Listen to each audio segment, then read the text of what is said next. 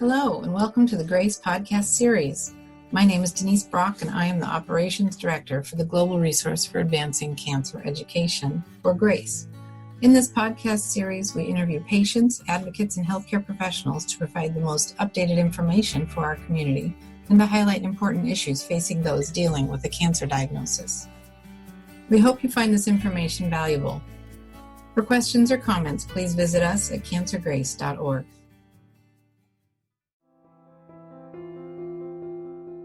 Let's take the case of a patient who has a full workup for their metastatic lung adenocarcinoma and has PDL1 that comes back at 60% in the high range. We're happy with that. We haven't gotten the molecular testing back and thinking, well, we've got pembrolizumab or Keytruda to choose, then get ALK positive back from the molecular test.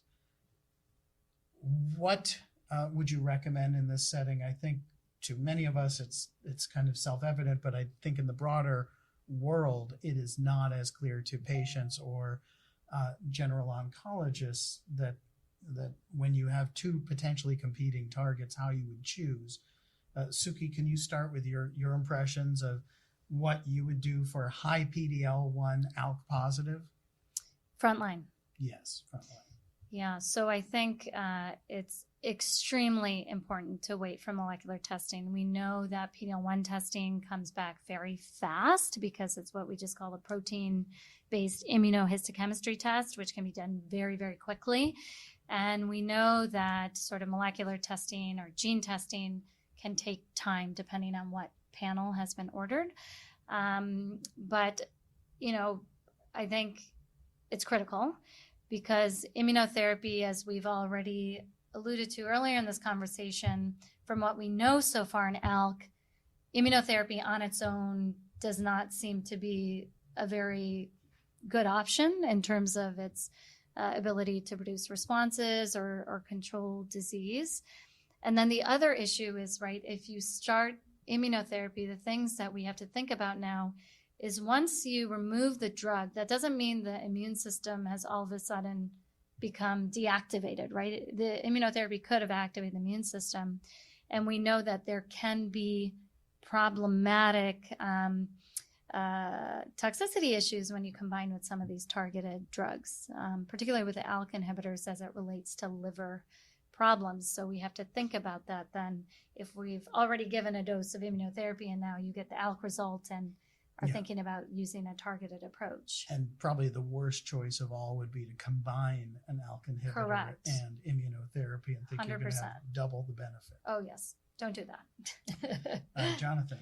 I agree. I mean, initial PDL1 high, you wait for the molecular testing.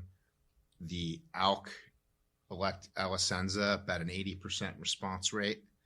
Pembrolizumab, Keytruda, first line, approved for 50% or more, but they excluded EGFR and ALK patients. Mm-hmm. Response rate, I think about that scene in Animal House with John Belushi, where we ask his GPA 0.0. I mean, the response rate in that situation, you're looking at about 80% versus about 0 to 3%, maybe. It's a no-brainer, and I actually get called about this from other oncologists not infrequently, and I think it's a major thing. And just to reiterate, just don't combine an EGFR, don't combine an EGFR and ALK inhibitor. I mean EGFR and immunotherapy for ALK. Don't combine these, ALK inhibitor with immunotherapy. Yeah. It was published, by Dr. McCoach, who was here earlier. Crizotinib with IO, LFT abnormalities. IO also, as Dr. Padda points out, I mean, pembrolizumab remains bound to the receptor for about 3 months. These drugs have long half-lives. Right. Horrific toxicity combined with these TKIs. So don't be very cautious. That's first line. Does the presence of high PDL1 increase your receptivity, your interest in immunotherapy as a later line, or not at all in patients with ALK positive non-small cell? I don't think we know, but in general, from my practice, no.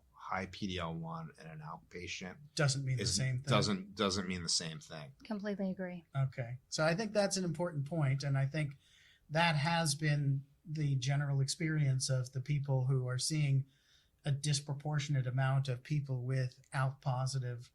Not as clear about EGFR. That may be the case, that high PDL1 and EGFR mutation positive may or may not be.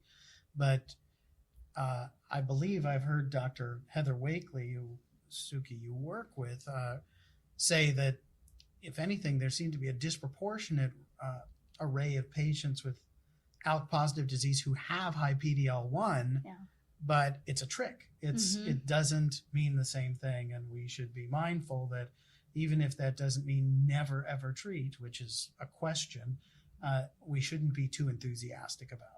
Yeah. Agree. I mean, I talk, like I said, after I've exhausted multiple lines of therapy, we talk about combinations like the Empower 150, or I say, well, let's see if exhausting everything else, do we have a nice clinical trial where maybe there's a drug in addition to the PD-1, PDL1 drug in high PDL1 expressing that can make that tumor more inflamed. That kind of makes sense. But I think that's way down the road. Try all the other lines of therapy, the ALK inhibitors first.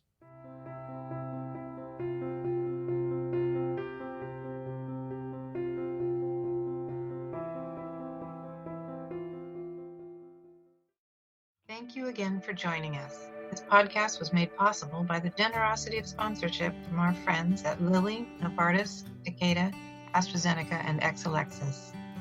Please like and follow us on Facebook and Twitter.